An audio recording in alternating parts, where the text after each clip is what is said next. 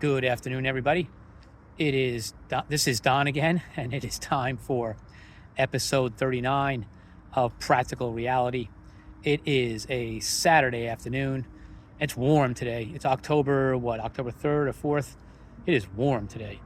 Um, Too warm for October, but it's still beautiful. I'm in the park by the river in my usual spot, nice in the shade.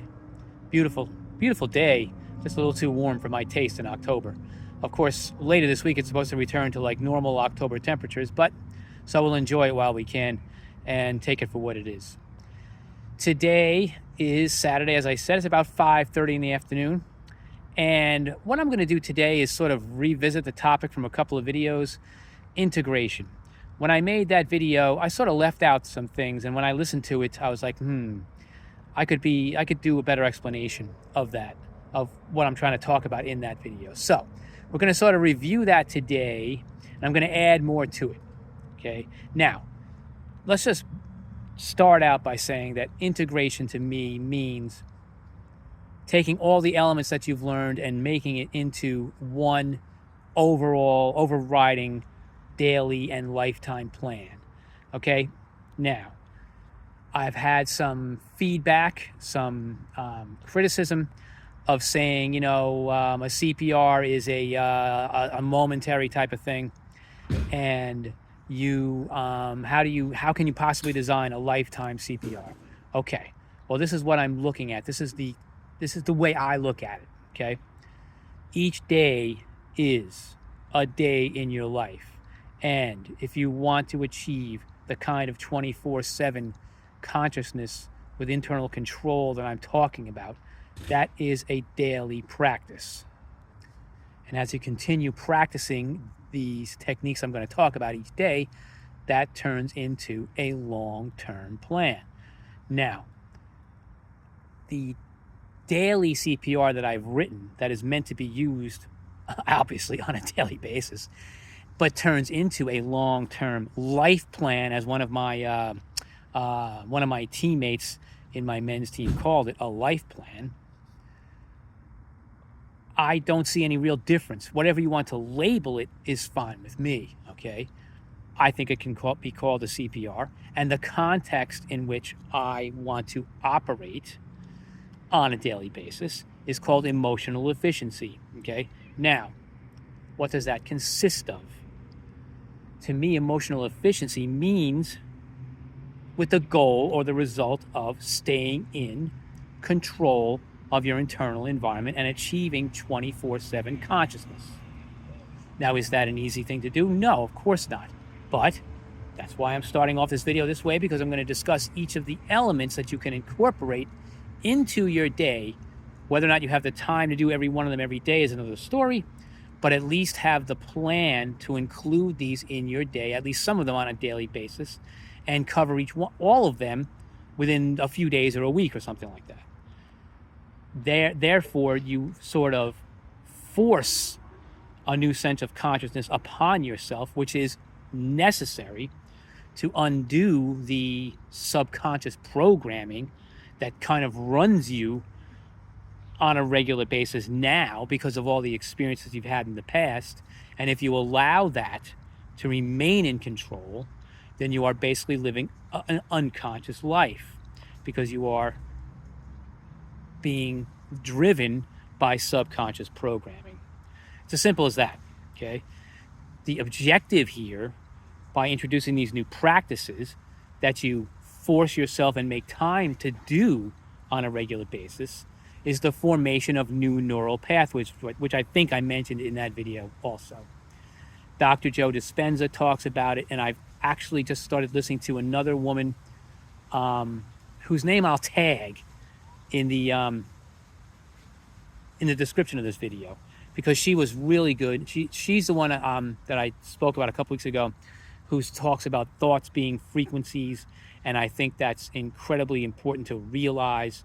And I think it's very important also to realize that the new neural pathways that you want to form in order to reverse the subconscious programming that drives you, it's not just going to happen overnight without any sort of change in your own life or routine.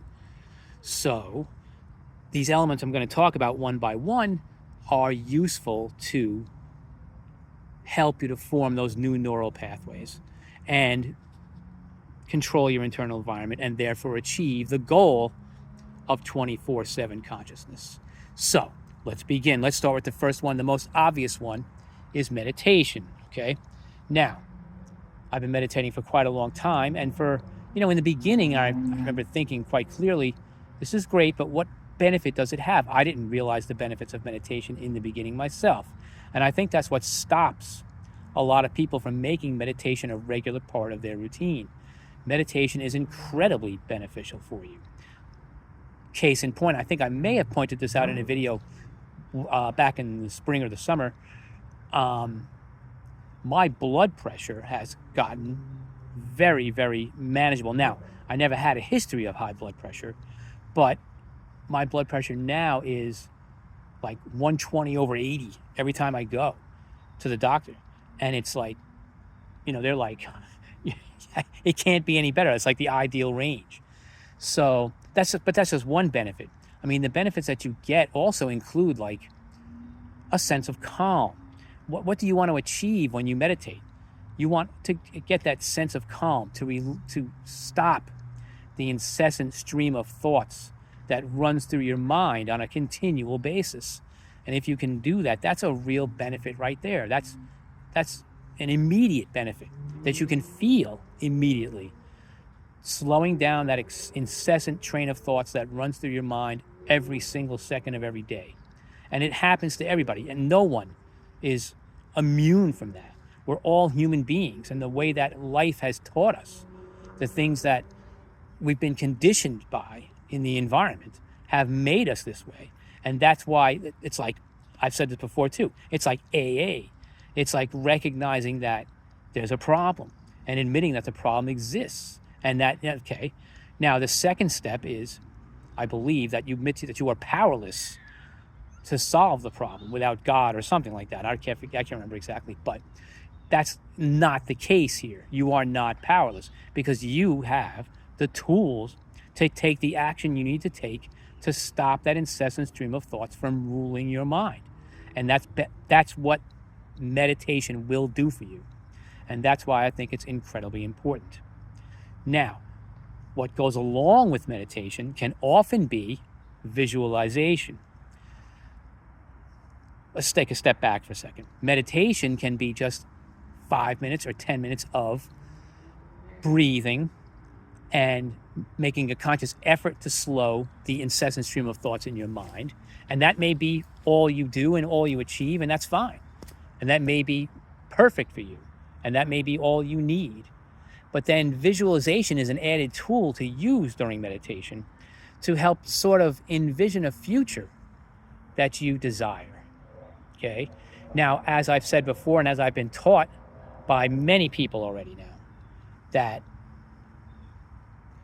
the visualization is necessary in order to achieve sort of the alteration of your present reality.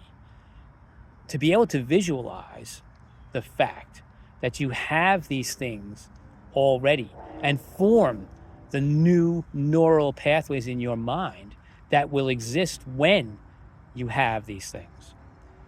That is the very first step to helping bring those things to reality. If you make the assumption, if you can convince your mind that this is a matter of internal control, if you can convince your mind that you are in possession of the things you desire, not just things, okay? The state of mind that you desire, for instance. It's not just material goods. It's a state of mind as well, okay? If you can convince yourself to be in that state of mind and have those things that you desire before you actually have them, then you are taking the very first step, and a very important step, towards realizing those goals or achieving that state of mind. So visualization is something like this morning, for instance. I did Dr. Joe Dispenza's Tuning into New Potentials, okay? It's a 52-minute long guided meditation. It starts with a rather difficult breathing exercise. It's not difficult anymore, but it was when I first started, okay? It involves holding your breath like 5 or 6 times. and for as long as he says. And the objective there is to take cerebral spinal fluid and to force it up your spinal cord into your brain, which helps with those are charged particles in there that helps to create a magnetic field around your mind, which makes you more attractive, which sounds like a woo-woo type of goal. But if you read his book, Becoming Supernatural, it's all there. It's real. And that does happen if you do it right. So the objective of that meditation is to bring yourself into a state of mind where you are attractive, and then visualizing the things you want, allowing for for your sort of energy to radiate out into the universe and begin to attract those things that you want to you. That's a very effective form of visualization. Now, the next element I'm going to discuss is raising your frequency. Now, this sort of is like an overriding one, because in meditation and visualization, one of the objectives is to raise your frequency, your vibrational frequency, to be in a state of joy or peace or gratitude especially, is an objective that you can shoot for and achieve. Again, 24/7 is difficult, but the more often you can achieve that state of mind, that state of peace or joy or gratitude, the more activity in the brain is occurring to construct new neural pathways that allow you to be in that state more often. Okay, that's very, very important. So you can at times, if you don't have the time to meditate or visualize, you can sit down for a few minutes and just think about the things that you are grateful for. Okay, think about the things that make you happy. Like when I was at the beach a few weeks ago with my wife. Okay, it's like 3 weeks ago now. We were on that beach and everything seemed to just drain away. That beach was so beautiful. That sand was so nice. And being there with her for just those few days was enough to make my mind drain out of all of the crapola that normally flows through it. I can't say I didn't have one negative thought the entire time I was there, but I did really achieve a state of like relaxation that I hadn't been able to do for quite a while. And it was fantastic. So raising your frequency just by taking some deep breaths, breathing in and out, and thinking about what is so beautiful in life. Just like that woman, I think her name is Lauren, was talking about today in her video that I was watching, about how look at the park, look around you here. If you can see what I'm looking at, there's a nice beautiful white bird flying there. I'm not even sure, I think that's a crane, okay? And you've got the river and the trees and everything in front of you here. It's a beautiful, peaceful scene. This is my favorite spot in the park to come to, because it's just so serene here. And I'm not exactly sure what the psychological effect of just looking at water is, but I know there's a definite psychological effect that brings about a state of more peaceful mind. So raising your frequency can be as easy as coming to a place like this and just appreciating all of the natural beauty that surrounds you and looking at the wildlife and listening to the water as it laps against the shore, this kind of thing. All of that is extremely good for you, okay? So the next element that we're going to discuss is heart and mind alignment, okay? Now, why is that so important? Now, again, all of these, integration is the subject of the video, right? So all of these elements integrate with one another, okay? There is overlapping benefit and overlapping techniques and this kind of thing to go with everything I'm talking about here. But each one of these things can be done separately, and that's why I'm treating them separately, okay? So heart and mind alignment. Now, what does that mean, okay? Let's give an example of the opposite of heart and mind alignment, which is much more common, unfortunately. You thinking about your job, and you're like, oh my God, I got this big meeting on Monday, and goddamn, I don't want to have to go, or I'm not ready for it, or I'm afraid of what's going to happen. You think about the meeting, and a wave of negativity washes over you. And what happens then? You radiate negativity to the universe, making the likelihood of a negative outcome in that meeting more likely. Now, whether you want to believe that or not is another story, okay? That is fact. And physicists are proving that that is fact. And that another thing they are proving is that consciousness pervades just about everything. Another video I was watching earlier today with the same woman interviewing a physicist who had studied consciousness for like 40 years. I can't remember exactly what he said, but that's one of the points that he made, was that consciousness pervades everything. Consciousness is fundamental to everything, okay? And that we might be living in like a digital simulation, okay? Created in our minds, all right? So that's a profound thought, okay? So heart and mind alignment then is when you are thinking about something, such as that upcoming meeting, and instead of let yourself feel that, oh my God, I'm so afraid of what's going to happen. Or with the second you step into the meeting, your first thought is, I can't wait for this to be over. No, you look forward to it. You say, okay, here's an opportunity to make myself heard, okay?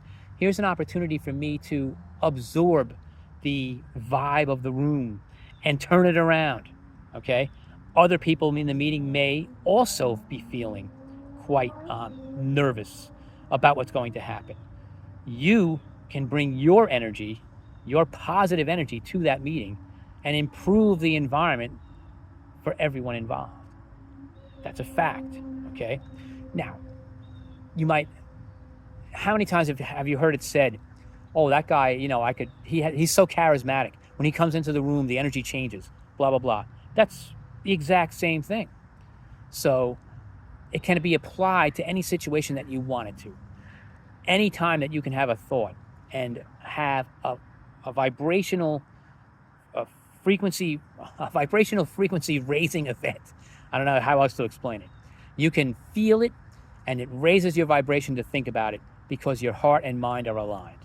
When you think a thought and your vibration goes up because you're thinking it, that's your heart responding to your mind and putting yourself in alignment. Okay? So now, the next couple of things are a little bit different, okay? Journaling. This is something that I have not done, and the next thing I'm going to talk about is something I have not done, but I want to do both of these. Journaling. How are you going to do that every day? Sit down at night before you go to sleep at night. Take 5 or 10 minutes and write down everything good that happened today. Just the act of doing that is going to raise your vibration before you go to sleep. And then you'll probably sleep better, and you can reflect upon it when you wake up the next morning.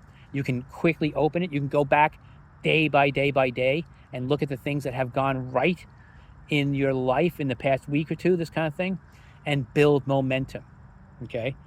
Write down the good stuff that happened to you, okay? And then the next item is a to-do list.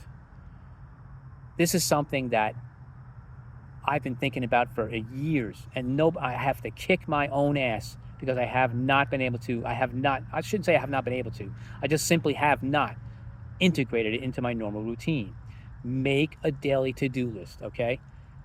Why? Because as soon as you do that, you give yourself more motivation to get things done. If there's not something written down on a piece of paper that you can look at and say, oh, okay, I have to do this. It's so easy to skip. You're just going to be like, I didn't get it done today, big deal. You know what I mean? But if you see it written down on a piece of paper, something you have to check off, then you're going to be, oh, wow, I got to get this done. Otherwise, I'm screwing around. I'm not doing what I should be doing. And that is the start of the formation of new neural pathways. That's a habit, okay? And we all know that good habits are the most difficult, are the most difficult to start, okay? Good habits are difficult to form. Bad habits are easy, all right? It's just like being a jerk. Being a jerk is easy. Being good takes work. Simple as that. It's exactly the same thing. If you want to be a good person, you have to work at it. If you want to be a jerk, it's simple as hell. So if you want to become the person you want to be, you can use the use the to-do list to write down the things you want to do today and tomorrow and the next day. So you eventually, over a period of a few days, you work all of the elements that you want to into your daily routine. And therefore, you start forming new habits, more than one, that lead you to the formation of new neural pathways, lead you to a greater state of consciousness, and lead you to the kind of life that you actually desire with the control of your internal state, with the ultimate goal of achieving your 24/7 consciousness. How does that sound? Okay. So this wasn't too bad. This flowed nice and easy for me today. Sometimes it doesn't, but today it did, because all of this is necessary. And all of this, I think, will be so beneficial for anyone who wants to undertake it. So I thank you for listening. It's a beautiful Saturday. Enjoy your day. Peace, happiness, prosperity to you all. Like, comment, and subscribe. I welcome the conversation. Have a great day.